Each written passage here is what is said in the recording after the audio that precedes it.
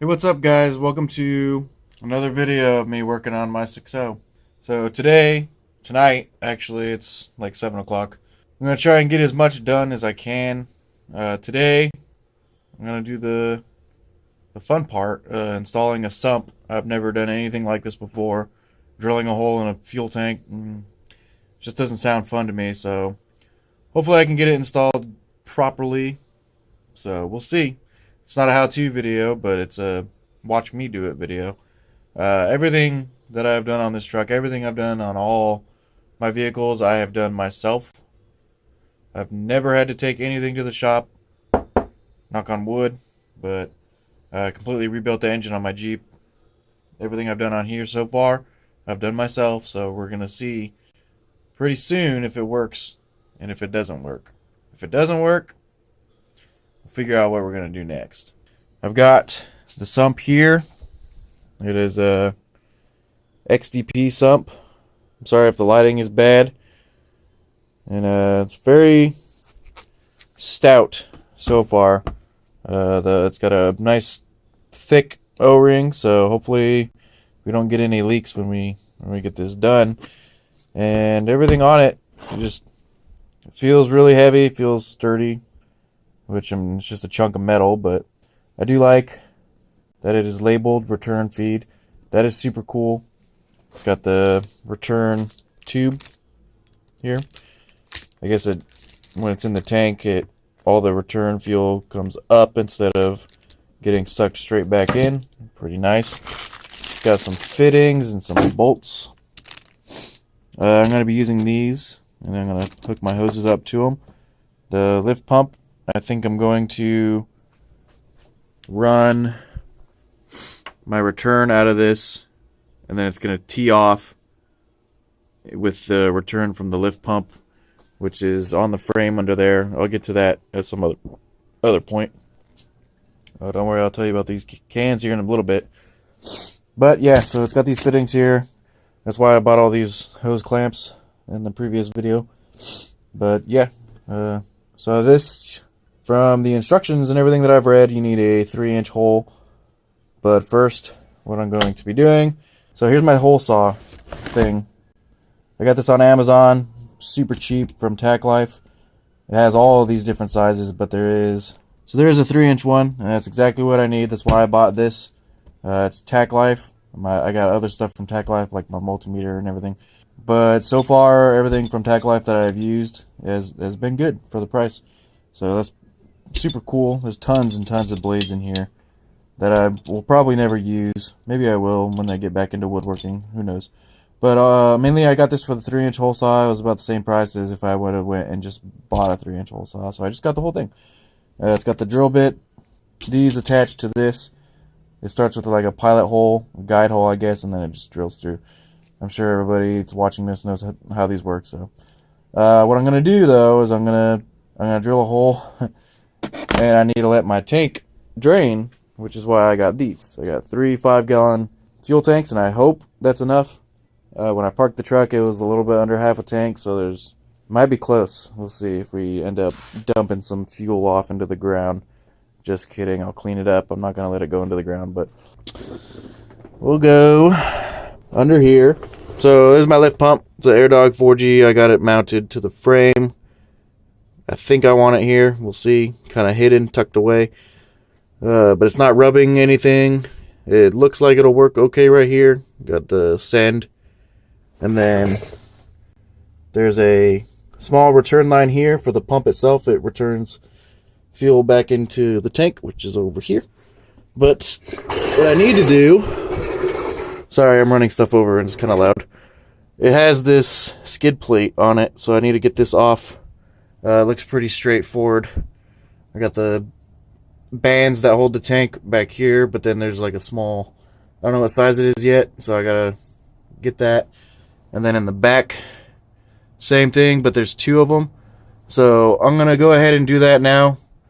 Try to unbolt those, and hopefully this thing's not very heavy. I don't think it is. It's pretty thin. And then we'll go ahead and see how the bottom of the tank looks and all that good stuff.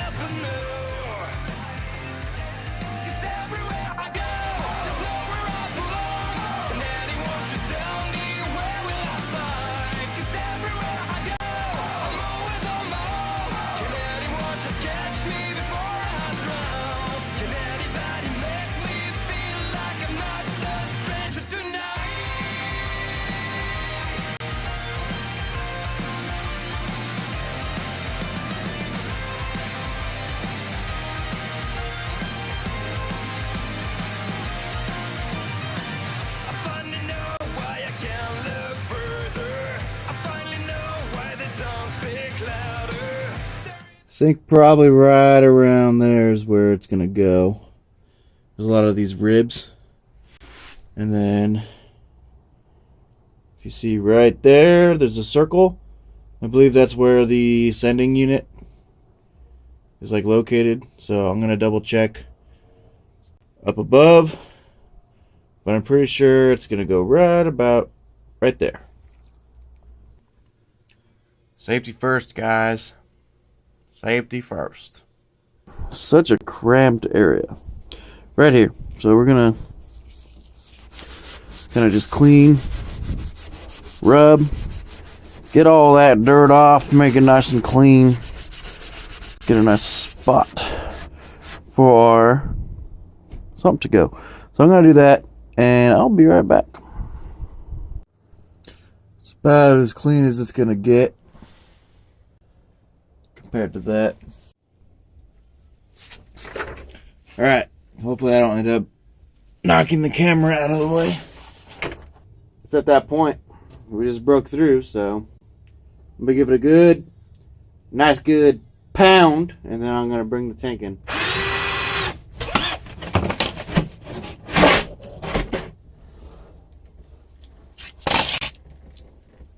Alright, there's fuel just everywhere.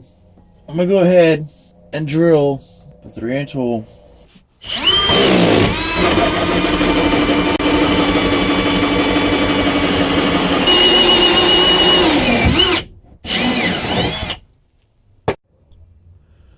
Alright, so I got the hole completely done. I thought it was going to be a problem, but it's not. There should be plenty of room. I went ahead and took a razor blade along the outer rim and the inner rim to clean it up, make it to where there's no shavings. I put my hand in the hole and I pulled all the shavings out as far as I could reach. Think to like here on the inside of the tank and over there. Alright, I smell like diesel so bad. It's actually been about 5 days since the previous clip. I got covered in fuel when I drained the tank. Everything's just covered in diesel, so that's fun. I got the sump here. So I got the seal on. You can see it on the outside here. I've screwed these guys in with the Teflon tape. It's not the prettiest Teflon tape job ever, but hopefully it doesn't leak. That's my main priority. Got the return tube on. Says to just snug it up. I'm going off the instructions up here. And then this guy, I'm going to feed into the hole and have this side facing down. I guess it's going to kind of lock into the hole. You can see it sticking down right there. So I'll put this in, start running these bolts and this guy up, and hopefully the seal will keep anything from leaking. I got the bolts here. They got some little black seals on them. That's pretty cool. And then I got the Allen key here. It's a 5.5 millimeter, which is kind of weird. I don't know why they wouldn't do like a 6 or something like that, but it should be fine. So I'm going to take the camera down, and we'll see if we can get this guy installed. Hopefully not hit the top of the tank. So I know the angle's not the best. The audio's probably not the best either. Hopefully I can turn the volume up a little bit. But so I'm going to put the little collar thing in first, because there might be a little bit of fuel that might kind of drippy whippy.